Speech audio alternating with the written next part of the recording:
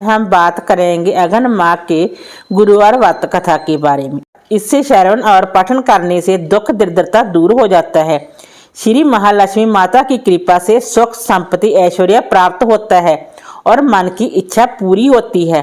आइए जानते हैं महालक्ष्मी व्रत कथा के बारे में। ये कथा द्वापर युग की है। द्वापर युग में भद्रशवा नाम के राजा थे। वे बड़े पराक्रमी राजा थे। 4 वेद, 6 शास्त्र, 18 प्राणों का उन्हें ज्ञान था। उनकी रानी का नाम सूर्यचंद्रिका था। रानी दिखने में सुंदर और सुलक्षणा थी तथा पतिव्रता थी। उन दोनों को 7 पुत्र तथा उसके बाद एक कन्या का वरदान मिला था।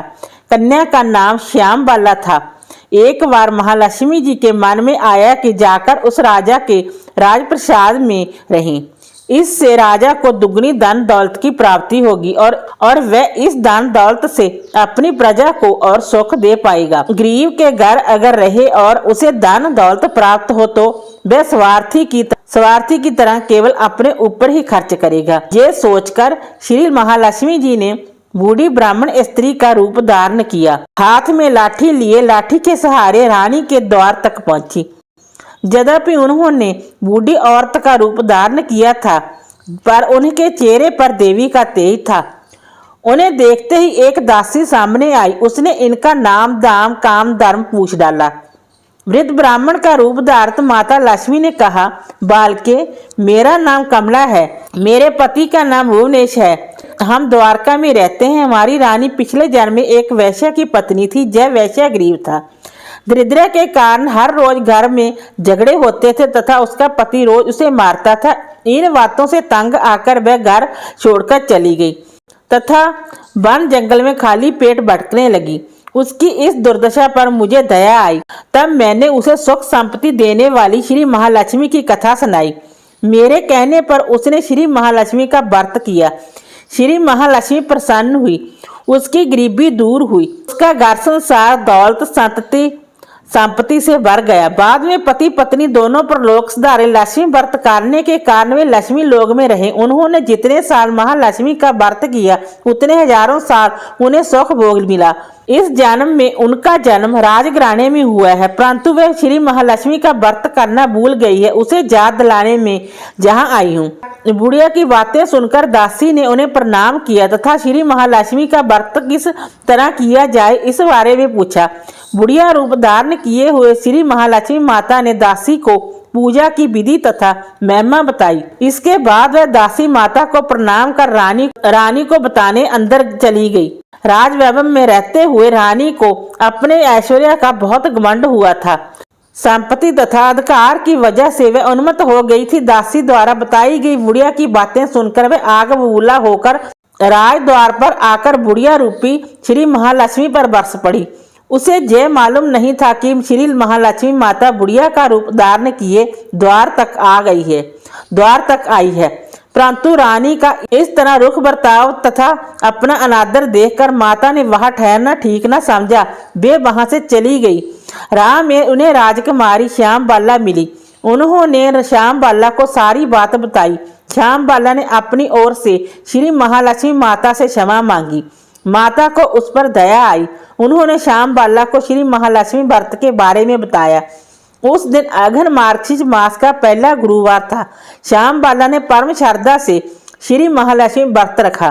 फलस्वरूप राजा सिद्धेश्वर के पुत्र मालाधर से उसका विवाह हुआ। वह धन दौलत ऐश्वर्य वैभव से माला माल हो गई। पति के साथ ससुराल में आनंद से दिन बिताने लगी। इधर श्री महालक्ष्मी का रानी पर प्रकोप हुआ। फलस्वरूप राजा भद्रशवा का राज्य एवं राज कारोबार नष्ट हो गया। जहां तक के खाने के लाले पड़ गए। ऐसी हालत में एक दिन रानी ने राजा से निवेदन किया, हमारा दामाद इतना बड़ा राजा है, धनवान है, ऐश्वर्यशाली है, क्यों न उनके पास जाएं, अपना हाल उसे बताएं, वह जरूर हमारी मदद करेगा। इस बात पर राजा भद्रशवा दामाद के पास रवाना हुए। राज्य में पहुंचकर एक तालाब के किनारे थोड़ी देर विश्राम लेने के लिए ठहरे। तालाब से पानी लेने आते जाते दासुओं ने उन्हें देखा। उन्होंने विनम्रता से उनकी पूछताछ की। जब उन्हें यह मालूम हुआ कि वे रानी श्यामबाला के पिता हैं तो दौड़ते हुए जाकर उन्होंने रानी को सारी बात बताई। रानी ने दासी के हाथ राज परिधान भेजकर बड़े ठाठ से उनका स्वागत तथा आदर सत्कार किया, खान पान करवाया। जब वे लौटने लगे तो सोने की मोहरों से भरा घड़ा दिया। राजा भद्रशवा जब वापस लौटे तो उन्होंने देखकर रानी सूरतचंद्रिका खुश हुई। उन्होंने सोने की मोहरों से भरे घड़े का मुंह खोला पर हाय भगवान, घड़े में धन के बदले कोयले मिले। ये सब श्री महालक्ष्मी के प्रकोप से हुआ। इस प्रकार दुर्दशा में और कई दिन बीत गए। इस बार रानी संभ्य अपनी कन्या के पास गई। वह दिन अघन माह का अंतिम गुरुवार था। श्यामबाला ने श्री महालक्ष्मी का व्रत किया, पूजा की, अपनी माता से भी करवाया। इसके बाद रानी अपने घर आई। श्री महालक्ष्मी का व्रत रखने पर फिर से अपना राजपाट, धन दौलत, ऐश्वर्य प्राप्त हुआ। वह फिर से सुख शांति आनंदमय जीवन बिताने लगी। कुछ दिनों बाद राजकन्या श्यामबाला अपने पिता के घर आई। उसे अपने घर देखकर सूरतचंद्रिका को पुरानी बातें याद आई। जही की श्यामबाला ने अपने पिता को घड़ा भर कोयला दिया था, उसे तो कुछ भी नहीं दिया था।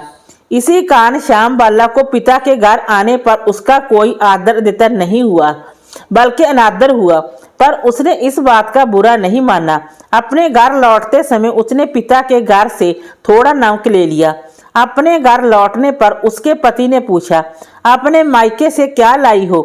इस पर उसने जवाब दिया, वहां का सार लाई हूँ। पति ने पूछा, इसका मतलब क्या हुआ?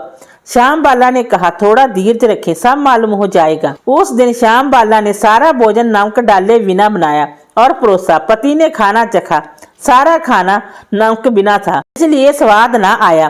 फिर श्यामबाला ने थाली में नमक डाला, इससे सारा भोजन स्वादिष्ट लगने लगा। तब श्यामबाला ने पति से कहा, यही है वह मायके से लाया हुआ सार। पति को उसकी बात सही लगी। फिर वह दोनों हंसी मजाक करते हुए भोजन करने लगे। कहा गया है कि इस तरह जो कोई श्रद्धा भाव से श्री महालक्ष्मी की पूजा करे, उसे माता की कृपा प्राप्त होती है, सुख संपत्ति शांति प्राप्त होती है, सभी मनोकामनाएं पूर्ण होती हैं। परंतु यह सब प्राप्त होने पर माता की पूजा को भूलना नहीं चाहिए। हर गुरुवार को व्रत पाठ अवश्य करना चाहिए। इस तरह श्री महालक्ष्मी की महिमा भक्तों की मनोकामना पूर्ण करती हैं। इस प्रकार श्री महालक्ष्मी की गुरुवार की कथा संपूर्ण होती है। वीडियो अच्छी लगी हो तो लाइक कीजिए, शेयर कीजिए, सब्सक्राइब कीजिए। Thanks for watching this video.